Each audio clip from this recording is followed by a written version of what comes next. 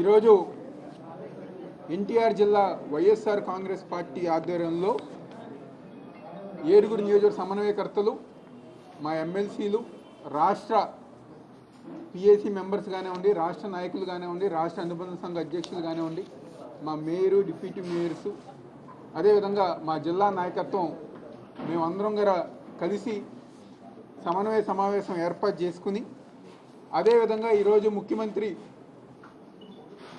ఏదైతే చంద్రబాబు నాయకత్వంలో ఈ రాష్ట్రంలో విద్యార్థులకి చదువుని దూరం చేసే విధంగా ఫీజు రీయింబర్స్మెంట్ డబ్బులు కట్టకుండా, తల్లికి వందనం పథకం అమలు చేయకుండా ఏ విధంగా అయితే మోసం చేస్తున్నారో దానికి నిరసనగా గౌరవనీయులు మాజీ ముఖ్యమంత్రి వైఎస్ జగన్మోహన్ రెడ్డి గారి ఒక నాయకత్వంలో వైఎస్ఆర్ కాంగ్రెస్ పార్టీ ఒక ఆదేశాలతో 5వ తారీఖున ఫీజు పోరు కార్యక్రమం ఎన్టీఆర్ జిల్లాలో నిర్వహించే విధంగా మేమందరం గారు సమావేశం ఏర్పాటు చేసుకోవడం జరిగింది.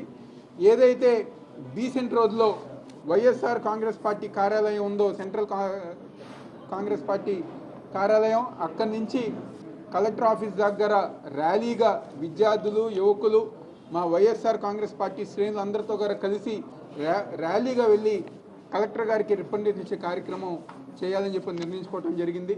ఈ కార్యక్రమంలో ఎన్టీఆర్ జిల్లాలో ఉన్న విద్యార్థి సంఘ నాయకులు కానివ్వండి, యువ నాయకులు కానివ్వండి, యువకులు కానివ్వండి, యూత్ నాయకులు కానివ్వండి, అదేవిధంగా మా వైఎస్ఆర్ కాంగ్రెస్ పార్టీ శ్రేణులు ప్రతి ఒక్కరి గారు పాల్గొని ఈ కార్యక్రమాన్ని విజయవంతం చేయవలసిందిగా ప్రతి ఒక్కరి గారు కోరుకుంటూ, ఎందుకంటే జగన్మోహన్ రెడ్డి గారు అధికారంలో ఉన్నప్పుడు విద్యార్థులందరి గారు ఫీజు రీయింబర్స్మెంట్ కానివ్వండి, అమ్మ ఒడి కానివ్వండి, లేకపోతే స్కూల్స్ ఒక బాగోగులు చూస్తాం కానివ్వండి, నారు నేరు కింద స్కూల్స్ని అభివృద్ధి చేస్తాం కానివ్వండి, ఇలాంటి ఎన్నో కార్యక్రమాలు చేశారు జగన్మోహన్ రెడ్డి గారు. కానీ ఈరోజు కూటమి ప్రభుత్వం అధికారంలోకి వచ్చిన తర్వాత విద్యాశాఖ మంత్రిగా నారా లోకేష్ ఉండువరా ఈరోజు విద్యార్థులకు న్యాయం చేయకుండా మోసం చేస్తుంది ఈరోజు కూటమి ప్రభుత్వం.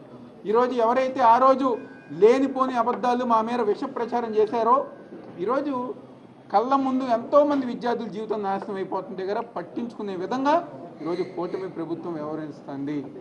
మా డిమాండ్ ఒకటే, ఏదైతే ఫీజు రీయింబర్స్మెంట్ బకాయిలు కానివ్వండి అవి వెంటనే చెల్లించాలని చెప్పని, లేని పక్షంలో వైఎస్ఆర్ కాంగ్రెస్ పార్టీ జగన్మోహన్ రెడ్డి గారు ఒక నాయకత్వంలో రాబోయే రోజుల్లో విద్యార్థులందరితో కూడా కలిసి ఆ ఒక బకాయిలు ఇప్పించే విధంగా తప్పకుండా మేమందరం గారు ముందుకు వెళ్తామని చెప్పి సెలవు తీసుకుంటున్నాం.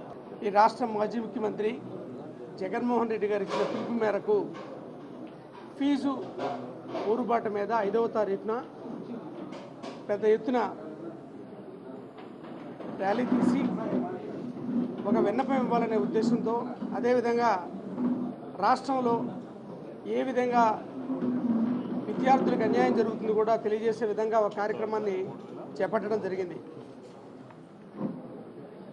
జగన్మోహన్ రెడ్డి గారి ప్రభుత్వంలో విద్యార్థుల్ని గ్లోబల్ స్టూడెంట్స్గా తీర్చిదిద్దాలనే ఉద్దేశంతో చేపట్టినటువంటి కార్యక్రమాలన్నీ మీ అందరికీ తెలుసు. దానికి వ్యతిరేకంగా ఈవేళ రాష్ట్రంలో విద్యను ఏ విధంగా చేస్తున్నారో మీరు ఎవరిని అడిగినా చెప్తారు. టీచర్స్ని అడగండి, ఏ విధంగా ఈవేళ విద్యా వ్యవస్థ ఉందో తెలియజేస్తారు. మీరు ఎవరిని అడిగినా చెప్తారు. మొన్నటికి మొన్న ఆయన రాష్ట్రం ఆర్థికంగా బలపడిన తర్వాతే పథకాలు అంటున్నారు. దీన్ని బట్టి చూస్తే మాకేం భయం కలుగుతుందంటే,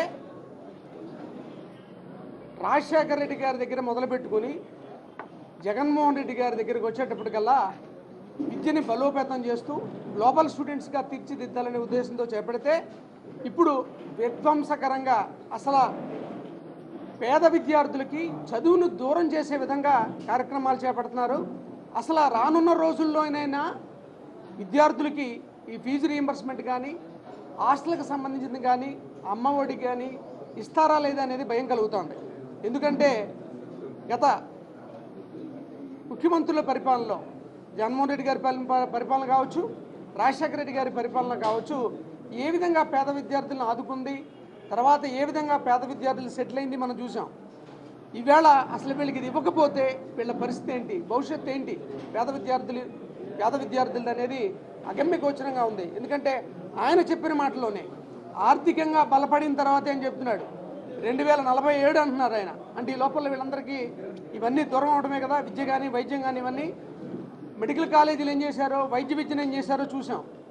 ఖచ్చితంగా ఇవన్నీ కూడా విధ్వంసకరమైనటువంటి పరిపాలన ఇది.